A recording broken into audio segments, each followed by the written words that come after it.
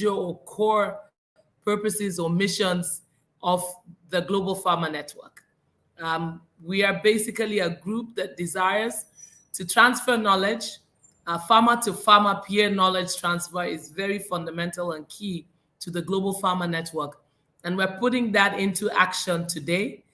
We have with us in the studio a GFN member who is helping us to fulfill that purpose. And so we're very glad that you could join us today, and we know that you will be tremendously, you will learn a lot today from joining this first webinar. It's the first in a series of webinars that we hope will help us to be able to kickstart a continental revolution in agriculture, especially with no-till and conservation agriculture. So today we have our GFN member, an APRISEED member, and an Argentinian agronomist. He's been a farmer since 1997. His name is Edgard Ramirez, and he's a member of the technical staff of INTA. That's the National Institute of Agricultural Technology from Argentina. As an extensionist, he was there from the 90s, and he's a member right now of the board of APRISEED, which is the Argentinian No-Till Farmer Association. Until 2017, he was also director of the International Program of Transfer of Technology on No-Till up till 2021.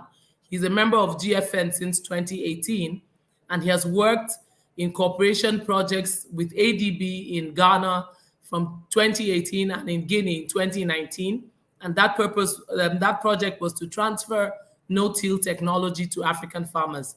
So he's currently working as innovation specialist in a cooperation of bilateral project between Germany and Argentina, and is a private advisor.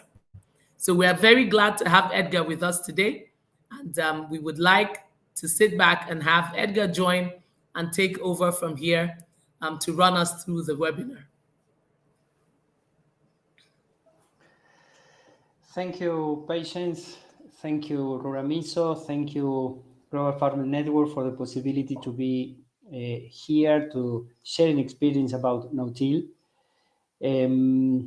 First, I want to start with my presentation, so after that we have time to perhaps to question and answers.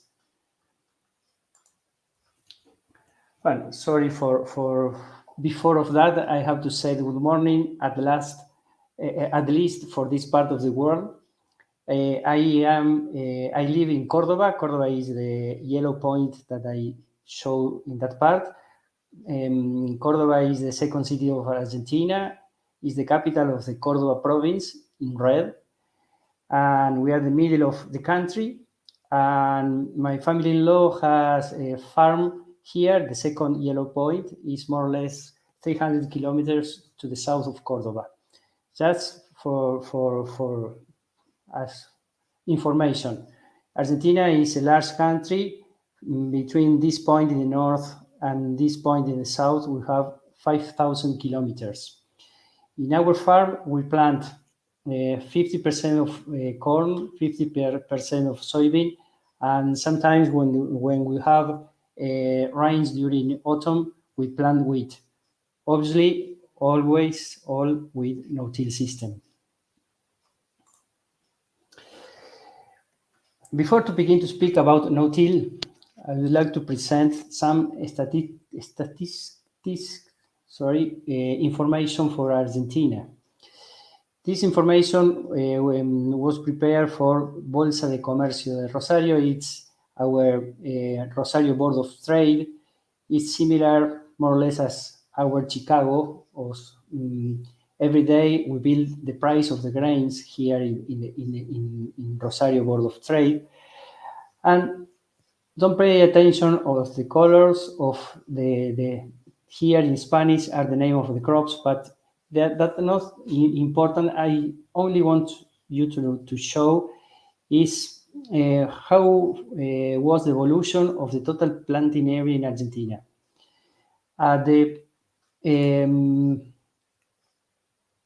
During the 40s, more or less, we plant about 22 million hectares.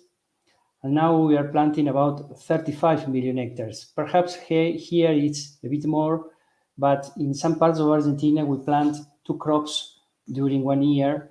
So here it seems that we plant more than 35 million hectares. But I want you to pay attention this year, the 90s, the beginning of the 90s. This is the evolution of total grain production in Argentina. Again, and don't pay attention at the colors of the crops, only at the dates. And before the 90s, we produce about 40 million tons of grains in total. Since the 90s, we increased our production, and nowadays we produce about 120, perhaps 140 million tons of grains.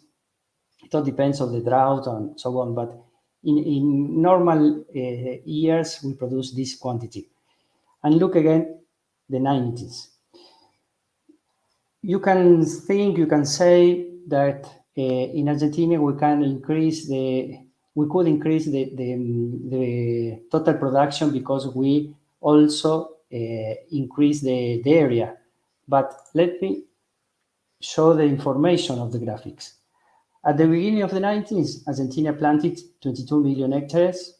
Today, 35 million, 70% more in 30 years. The total production in the 90s was about 40 million tons. Now we have 130, 140 millions, 250 more. We increase the area less than 2 times, but we increase the production more than 3 times. Both curves have the same trend, but the slope is very different. And let me show this information was prepared from APRESID at the 90s, the year that I asking you to take present. We begin to work with the no-till in Argentina. This is the adoption of the technology. Now we have more than the 90% of our country, 90% of the 35 million hectares work in no-till. And that's for data, South America, the 50% of South America is under no-till, and in the world, more or less the 12% of the total agriculture area is with no-till. In that sense, we can confirm or we can say that this technology was the main responsible for our increase of production here in Argentina. This slide was prepared by Rogelio Fogante. Rogelio was one of the pioneers of APRESID, and he spoke about the paradigm of the tillage, conventional tillage. He said that we live from building soils with wood structure, with porosity, with fertility, organic matter in order or about 5 or 6%. And after our work, we have now these current soils with less fertility, less porosity, less structure, and organic matter in order of 2 or 3%. During this process, we release carbon to the atmospheres, affecting the environment. This is the route that we feel, that we follow in that moment. Conventional tillage is same degradation and stable systems, and with this type of production, we consume a lot of quantity of fossil fuels. Why did we begin to work with no-till? During the 80s in Argentina, we have these problems. We have a lot of problems with during the rain season. In general, we have heavy rains during spring, and we have a lot of problems with soil erosion. In that moment, a group of farmers began to work in the idea to copy what naturally do with plants without remotion. This group of pioneers during the 1989 founded PRESID, the Argentine Native Farmer Association, and they began to work trying to make agriculture without moving the soils. The main target was to stop the soil erosion. He should stop the erosion by rain because we lost soils, and also the towns nearby were flooded and filled with mud. The same happened with erosion by wind. In my area, in my province, we have a dry season and rain season. During the dry season, at the winter time at the end of the winter, we had these problems.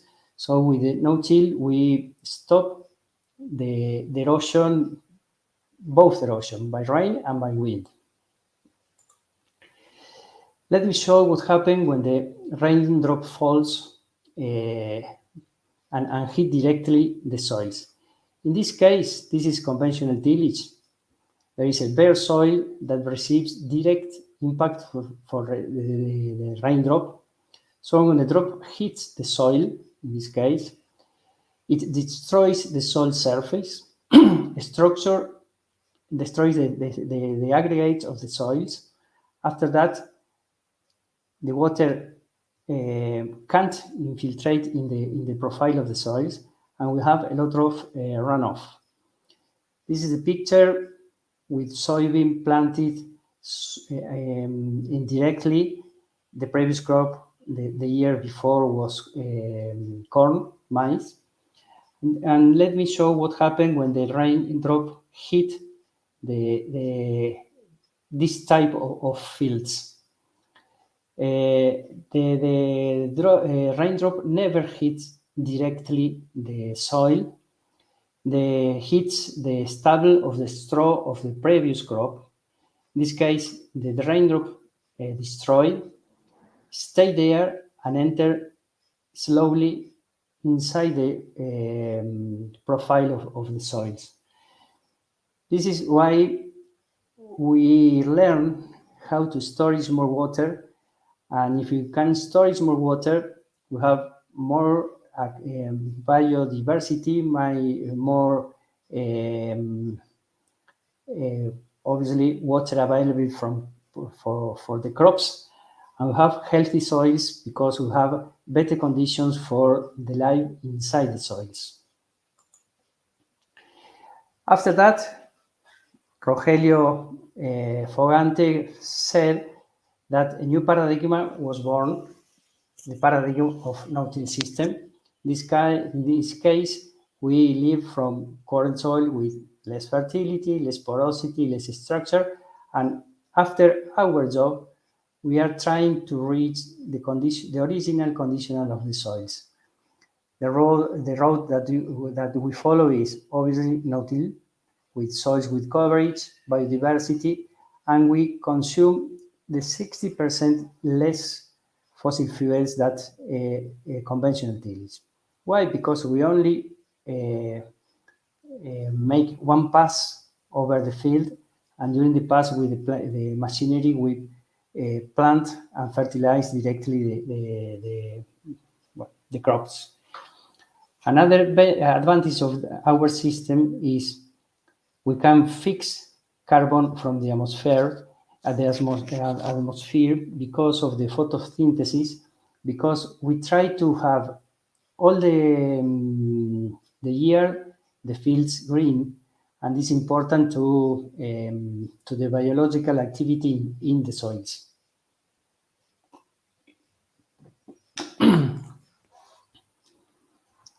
Our systems with lower environmental impact is based in 4 pillars.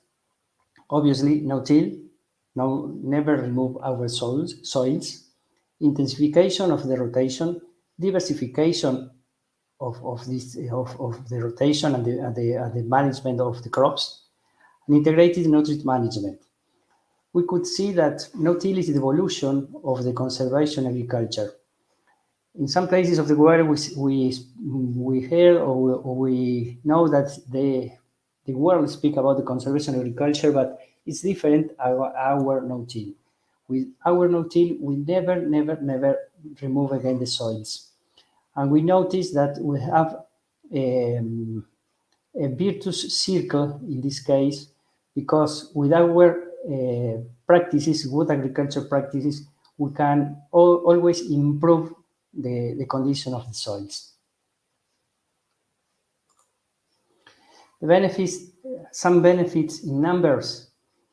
In this case, this information of Presid, we save 700 million tons of soils that we stop losing through erosion, more than 25% in water productivity. We have more grain per millimeter of water. We could increase more 28% yields, our yields. We have 13% more stability. We consume 60% less fossil fuels. Also, we improve, as I said before, the biological activity in our soils. I know that some of you think that the machinery is the bottleneck of the system if you think to adapt or adopt it. But in this case, I want you to see for me which are the two principal machines that you have to have, and after that we can think how can we adapt or improve the machine that you have at our farms. The planter is one of the special machine. The second one is the sprayer, but the planter, it has to be strong. It's a heavy machine because they have to enter in the soils, and our soils are with better condition of transitability than a removed soil. As far as possible, we work with high work capacity, because we need to plant in general in our region quickly. A good speed, we don't need to plant. It's impossible with the conventional system, it's impossible to plant at more than 5 or 6 kilometers per hour. I mean that we need machines that could plant many hectares per day. These machines are special. It's the sowing unit has a blade here in the front part of the machine. This is the unique part of the plant that removes the soils. They make a cut at the soil at 10 centimeters deep, more or less, and 3 centimeters wide. After that, they have 2 discs. Between them, the seeds go down to the ground. I can see here, but perhaps you could. There is a little tail or a little wheel that push the seed into the group bottom. After that, you have 2 capping wheels, and that's all. This is the condition that the special machine that you use to plant with the no-till. As I mentioned before, the second machine that we need is sprayer with a high working capacity, because you know that this machine we use at least 5 times per season, And you know that not always we have good conditions to apply because of the temperatures, because of the rain, because of the wind, because of the condition of the ground, humidity. Well, there are a lot of factors that sometimes don't let us apply. So when we have conditions to work with this machine at the field, we need that this machine works quickly and with a very high quality and capacity of the work that this machine makes. Coming back to the system in general, the squile is not a problem. It's not necessary to have this monster to say that I need to plant in directly way. We can adapt our system at the conditions of different type of farms and different places of the world that we are working, but the idea is the same. Perhaps here in the front part of this planter is a small tractor. Here is not a tractor. Perhaps we can have a small tractor too, but the idea is the system is the same. The sowing unit is the same here, is the same here, and is the same here. Let's see the main advantages of no-till. Reduce the soil erosion by more than 90%, improves physical, chemical, and biological soil conditions, decreases water evaporation at 70% more or less, and improves the capture. As you saw in the slide, I showed the raindrops. Higher water use efficiency, less consumption and more storage, less greenhouse gas emissions, because fossil fuels is roughly reduced up 60%, promotes soil carbon sequestration, minimize soil degradation, increase fertility and nutrient cycle, enhance biodiversity and biological activity, gives stable and higher yields, lower operation costs. But I'm going to stop in the last one because biotechnology for us is one more tool and not is the condition, the unique condition that we can adopt the system of no-till. You know, in Argentina, we plant GMO crops, but there are one more tool of our big toolbox. I mean, in some farmers plant soybean or corn, no GMOs, because they export or this to different markets. It's in Argentina, not GMOs or no GMOs are not commodity, are specialties, but they plant with no-till. I think that for our experience in Kenya or in South Africa, in Ghana and Guinea, the GMOs, perhaps it could be a good alternative to control pests. But the important idea that I want to transmit, because sometimes in Europe they think that the unique way to plant with no-till is with GMO crops, and it's not true. It's one more tool, nothing more. Okay, what do you have to do to achieve the goals of the system? Rotation plan. I think that it's a key of the system. When we rotate the crops directly and indirectly, we are rotating roots, chemicals, insects, weeds. In other words, we are rotating solutions and new problems and new solutions. As I mentioned before, the roots rotation is very important for the life of the soils. There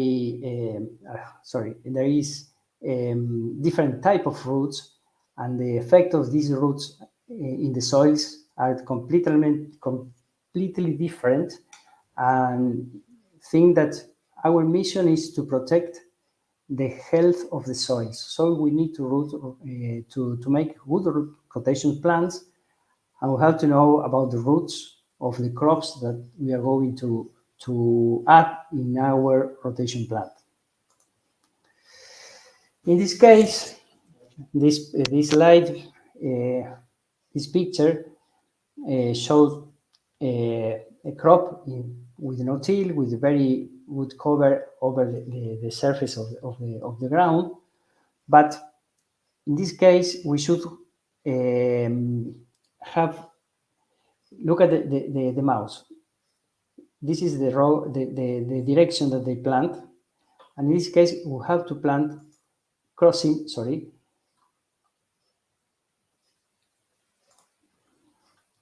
the field, because we think that we have to let the rainwater enter at the soil profile. And if you cross the line of the way of planting, we let the possibility of the rain not to go fast away of the field. So we let the possibility to enter into the soils. Perhaps if we have slopes, we have to work in terraces. In Argentina, we do this. In Cordoba, in my province, we have hills and we plant in that way. We have to build contours or level curves. I don't know if you know that, but the idea is to stop the rain or the water of the rain run out of our fields. This is an essay. It was made in the northeast of Argentina. It's a very hot area during summers. And I want you to know it. When we speak about the rotation plant, it's not the same rot every type of crops. In this case, this is the soil in kilos per hectare. The numbers are in kilos, obviously. This is the previous crops was sunflower and sorghum. In this case, sunflower and corn. And in this case, soybean, sunflower, and then soybean again. And look at this. With sunflower and sorghum, we almost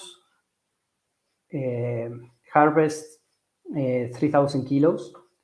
With the sunflower corn, we harvest 3,000 kilos. But with sunflower and soybean, after sunflower and then soybean, we harvest 2,500 kilos. I mean, this is perhaps, you think, a very good production, a very good yield. But if you compare, in this case, we lose 500 kilos, and it is a lot. And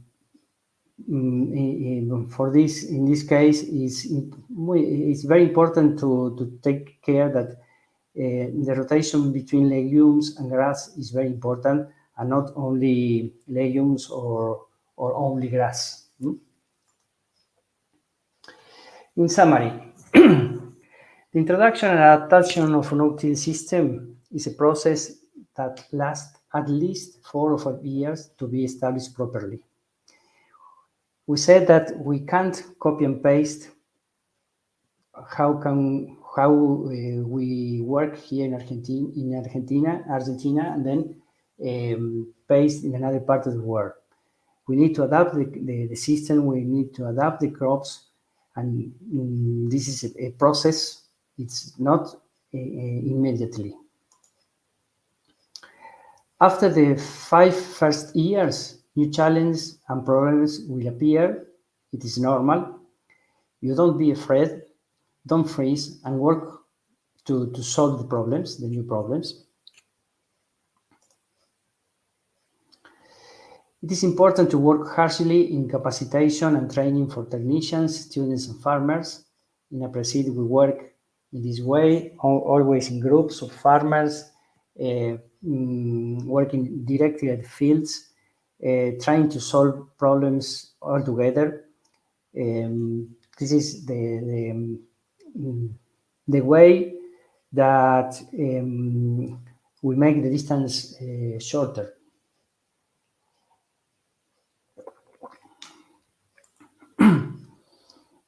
Another point, if the region had a market of inputs, seeds, machinery, agronomists, the success of production of food in a sustainable way would be assured. Okay, this is true, and this is perhaps you say that easy for us to adopt the system, but if you say or if you see the half empty glass, we can say that if we don't have inputs, the easiest way to produce food is with conventional tillage. At last, 3 tips. First, adjust the technology package every season, use weighted plots, and measure.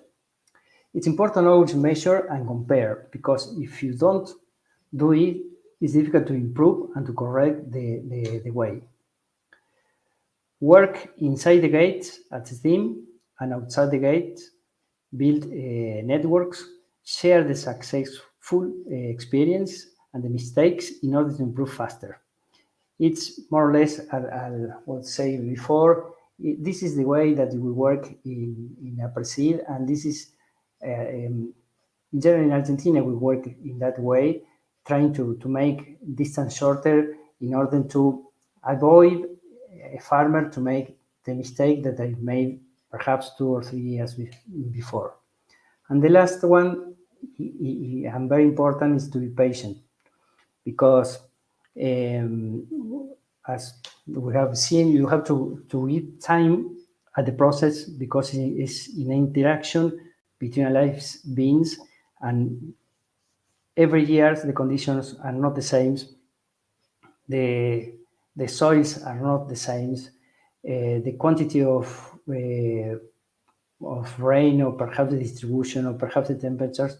So you need time to adapt the system as your region or as your farm. Look at the 2 plants of corns. We are sure that if we work with healthy soils, if you have more water inside the soil profile, and this water available for crops, and if you work with cleaner air, we can mitigate the climate change. We have our farms more resilient, and we could reach the food security. That's all. Thank you.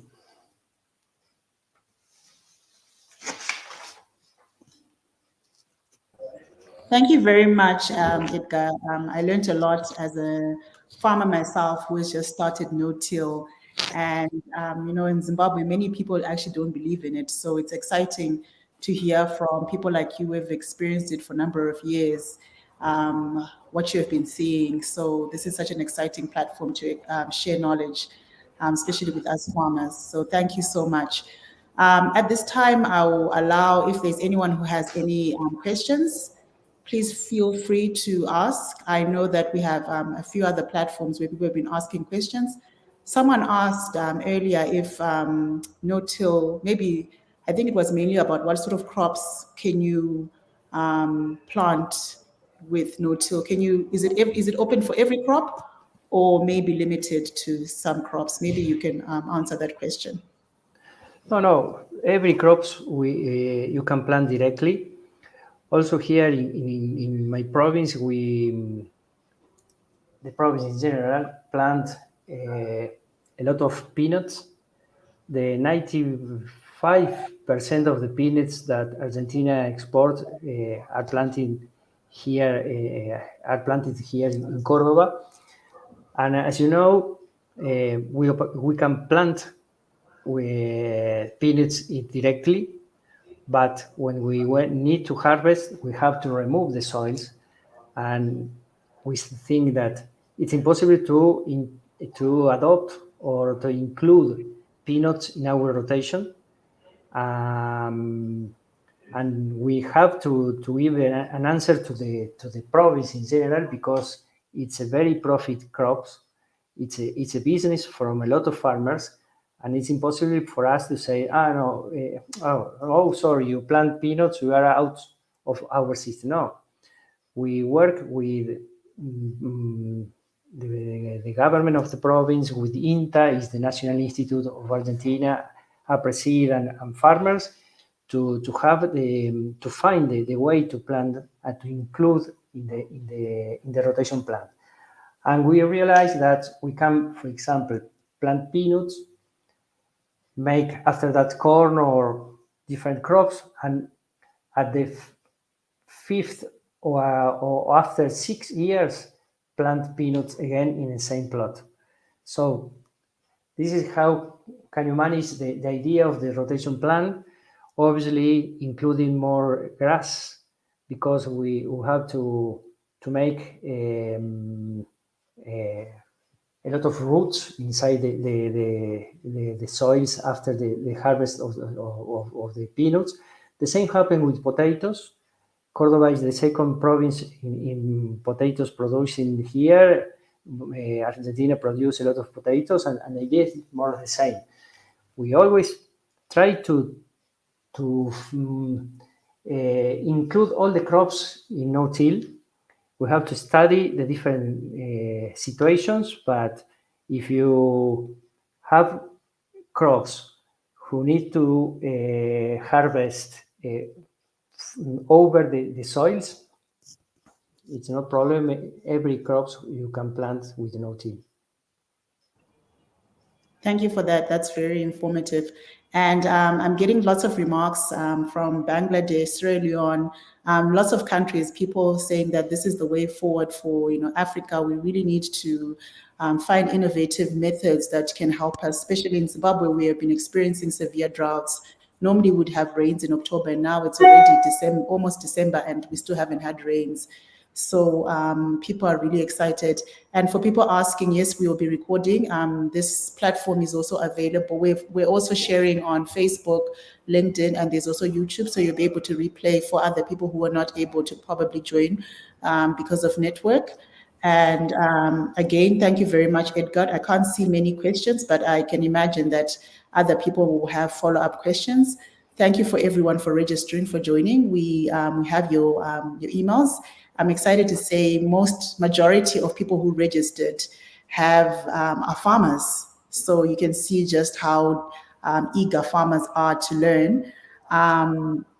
So I've got some questions here. It says, how can farmer groups in Ghana get trained to apply no-till farming?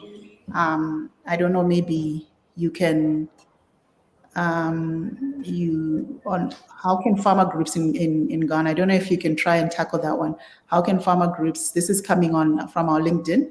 So someone is saying, how can farmers in Ghana get trained on no-till farming?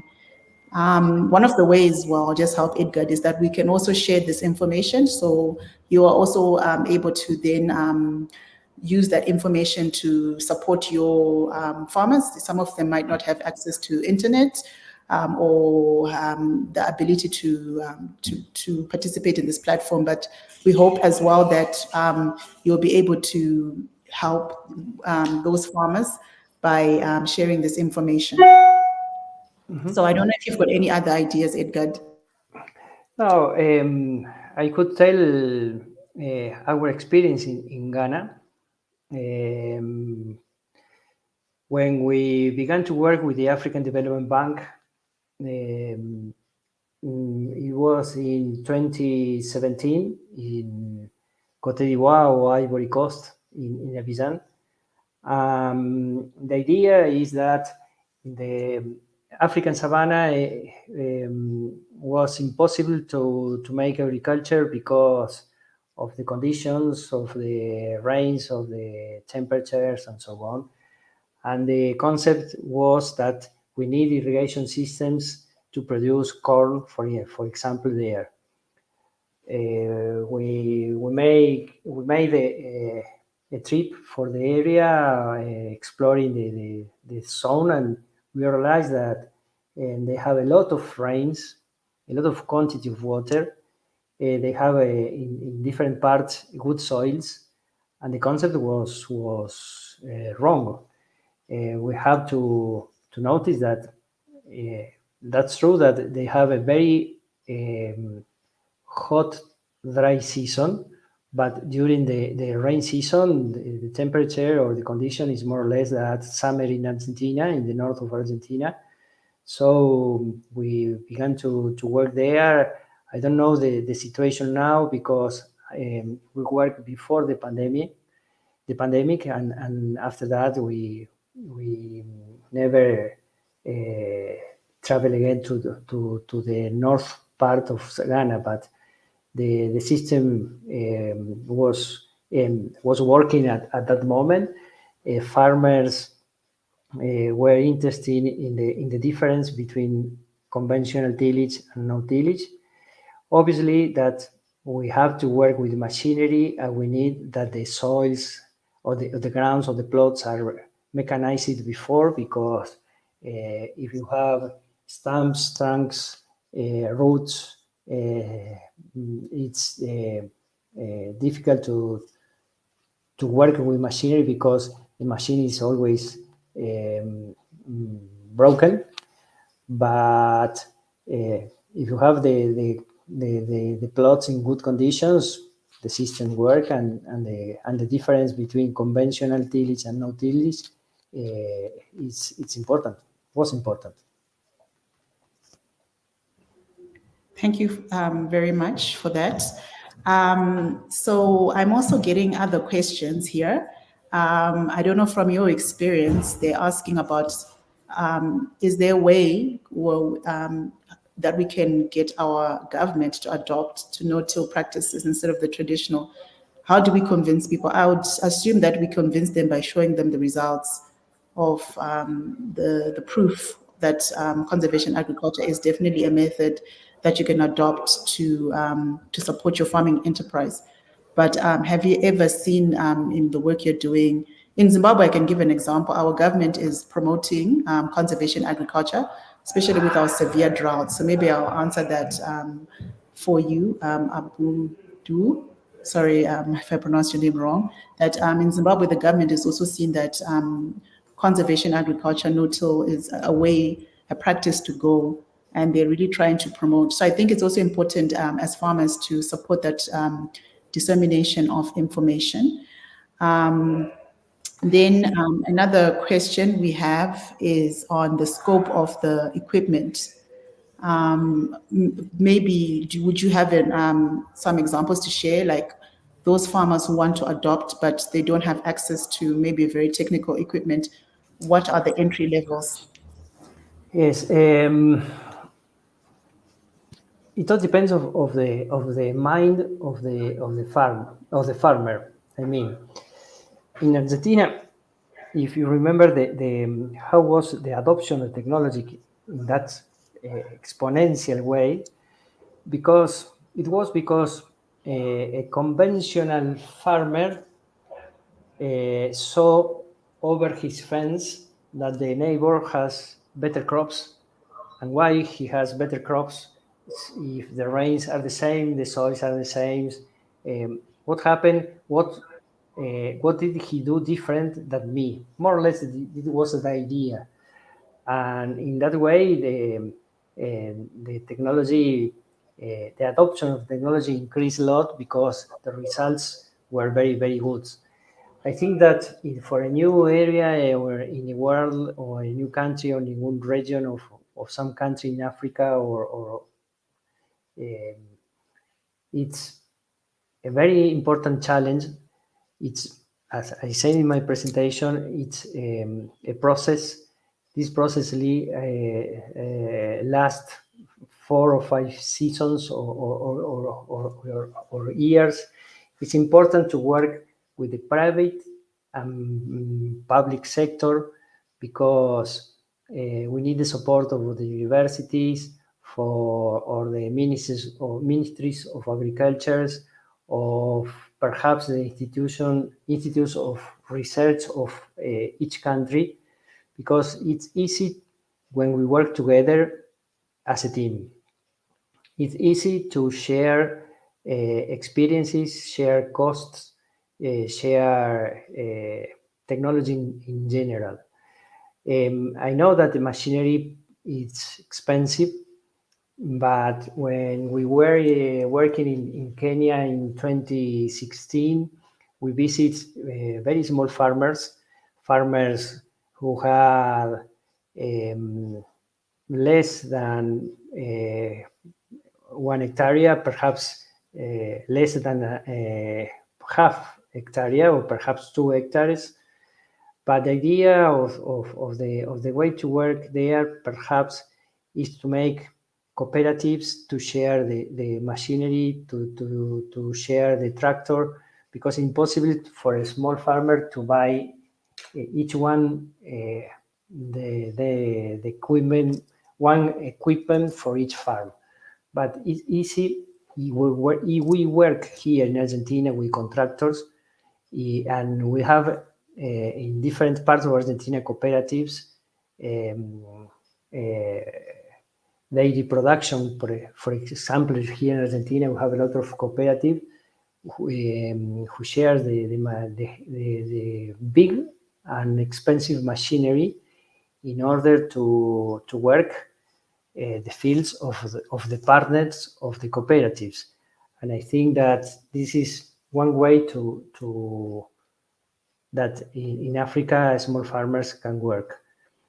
Another, as I said before, for me it's important to work with the private and public sector, because when the public sector is involved, it's easy to try different crops or different products, to import products, to make the things happen in the easier way. And obviously, in general, the private sector is who put the money to buy the inputs.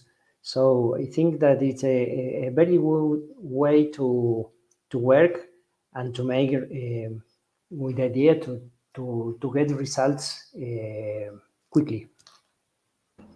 Thank you for that. So it's very interesting that it's not only government that supports the uptake, but we also need private sector. So we need different players coming in and supporting farmers for us to achieve the goals we want to achieve. Colina agrees from Malawi that no-till it saves time and resources, which is very true. It saves time and resources. The time you spend doing the whole ripping and disking your land, and then with no-till, at least we're using less machinery. And the idea of us sharing resources as African farmers, being able to share our equipment, because the upfront cost sometimes for our hectareages, it doesn't make sense. So I thank you very much for that. And Janice from Kenya also acknowledges that this platform would be a way for us to train our small-scale farmers with important information. So again, thank you very much, Edgard. This has been so informative for everyone who's online, and for those who are not able to join. We will be sharing this information. We have emails, and for those who can like our Facebook page, our LinkedIn, our YouTube, that is Global Farmer Network, so that you can have more information on upcoming webinars. I forgot to introduce myself. My name is Ruramiso Mashumba. I co-lead the Africa Global Farmer Network with Patience Kuku, who did the introduction. We will be continuing with these webinars where we will be sharing knowledge on conservation agriculture, as well as other technologies that help farmers be able to access the latest technologies. We'll have experienced farmers who have had years and years of experience, like Edgard, who are able to join us on these platforms and share their experiences. Next time, you can come prepared with some questions, or you can join on our other platforms. I know some people were struggling to join this platform. Unfortunately, we really apologize for that, but you can always follow on the other platforms, and then we'll be sharing more knowledge. And also, if you've got further questions, please feel free to also share on those platforms. Again, Edgard, thank you very much for joining us. And with that, we are 10 minutes early and we conclude today's webinar. Thank you, everybody, and you're welcome. You can leave the room. Thank you. Thank you, Ramizo. I am at disposal if you need or someone need any questions. My mail is, you have my mail in some parts, and it's a pleasure for me to share information. Thank you. Thank you very much. Thank you, everyone, and have a good day. Bye.